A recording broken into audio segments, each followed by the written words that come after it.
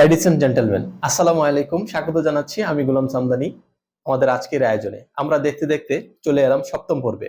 আর আমরা আজকের এই পর্বের নাম দিয়েছি make you the killer of ill motives of your members. আমরা প্রতিদিনের মতো আজকেও আপনাদের সাথে 5টি ইস্যু নিয়ে কথা বলতে চাই। আমাদের আজকের প্রথম ইস্যু হচ্ছে diagram of behaviour of ill motives. Do you know how to shape your behaviour? Motive is the key to shape your behaviour. দুই ধরনের মোটিভ কাজ করে, একটা হচ্ছে গুড মোটিভ, একটা হচ্ছে ইল মোটিভ। দেখুন, একটা নিড এবং একটা স্টিমুলি, একটা নিড থেকে একটা স্টিমুলি, একটা স্টিমুলি থেকে একটা নিডের সৃষ্টি হয়। আর সেখান থেকে আপনি কিন্তু একটা গোল সেট করেন, আর সেই গোলটাকে অ্যাচিভ করার জন্য আপনি কতগুলো বিহেভ করেন। সেই বিহেভিয়ার মাধ্যমে আপনি কিন্তু আপনার গোলটাকে অ্যাচিভ করেন। সম্মানিত ভিউয়ার্স, আপনি গোল সেট করার ক্ষেত্রে যদি ইল মোটিভ পজেস করেন, তাহলে কিন্তু আপনার বিহেভিয়ারটা ইল মোটিভ দ্বারা শেপড হবে। আর গোলটা সেট করার ক্ষেত্রে আপনি যদি গুড মোটিভ পজেস করেন, তাহলে কিন্তু আপনার বিহেভিয়ারটা গুড মোটিভ দ্বারা শেপড হবে। মনে রাখতে হবে, ill motive is the big hindrance to make you as a future leader.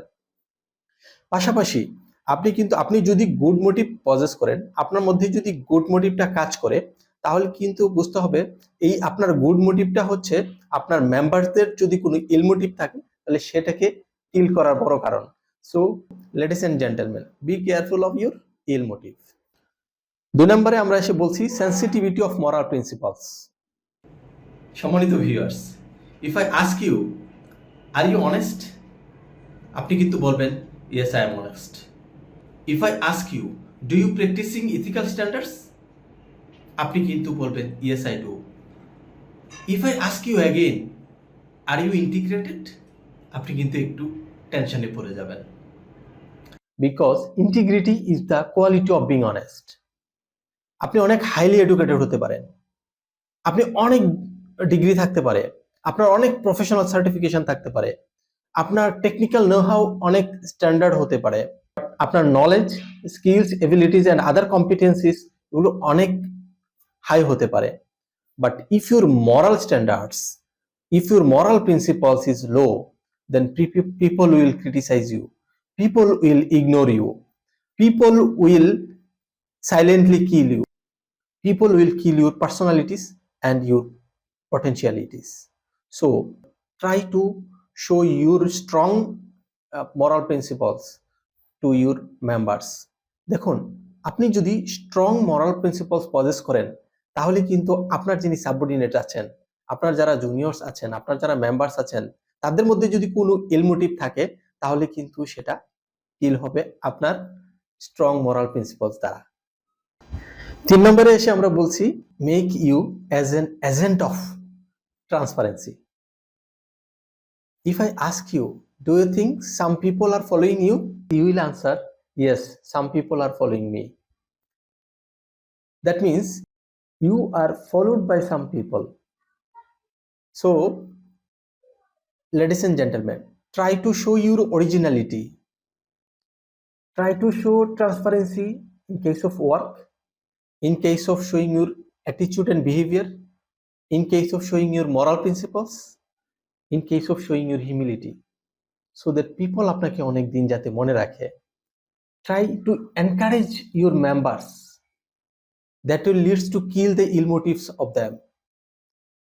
Try to make you as an agent of transparency, that will lead to kill the ill motives of your members. 4 নম্বরে এসে আমরা বলছি if you don't lie, don't be shy. সম্মানিত viewers, আমরা জানি honesty is the best policy. Try to be extrovert in front of the people. Don't hide anything. Try to extrovert to tell the truth. Try to make yourself as an example of being honest, to make yourself as a future leader. Try to make yourself as a symbol of honesty. তাহলে দেখবেন আপনার মেম্বারসদের, আপনার জুনিয়রদের বা আপনার team মেম্বারসদের কারো যদি কোনো ইল motive থাকে, তাহলে সেটা কিন্তু কিল হয়ে যাবে। ফাইনালি 5 নম্বরে এসে আমরা বলছি mental readiness to accept the changes. সম্মানিত ভিউয়ার্স, আপনার অর্গানাইজেশনের অনেকগুলো রুলস রেগুলেশনস আছে, কিছু পলিসিস আছে, কিছু ফ্রেমওয়ার্ক আছে, কিছু গাইডলাইন্স আছে, কিছু স্ট্যান্ডার্ডস প্র্যাকটিস আছে, কিছু বেস্ট প্র্যাকটিস আছে। If I ask you, are you ready to shaping or reshaping those policies, guidelines, frameworks, rules, regulations?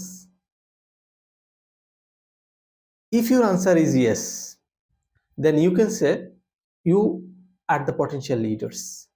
Because if you are able to shaping and reshaping your policies, guidelines, that will leads to increase the moral standards, increase the practice of moral standards of your organization. That will lead is to transparency and accountability of your organization, and ultimately that will leads to kill the ill motives of your members.